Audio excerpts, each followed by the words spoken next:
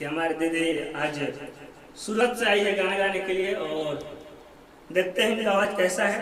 ऐसी आवाज़ हमको सुनने में बहुत बेहतरीन आवाज़ है, बहुत अच्छा इनका आवाज़ है। और चलिए समय ना लेते हुए मैं इनका भी आवाज़ सुनाता हूँ आप सभी के सामने, इनका आवाज़ कैसा आ रहा है।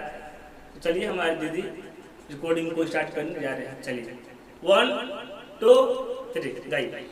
जब हम जनती हमार जिंदगी गुजरबू, दिलवा तू ही जरबू। जब हम जनती हमार जिंदगी गुजरबू, दिलवा तू ही जरबू। हमरा से प्यार के दूसरे पर मरबू, दिलवा तू ही जरबू। हमरा से प्यार के दूसरे पर मरबू, दिलवा तू ही जरबू।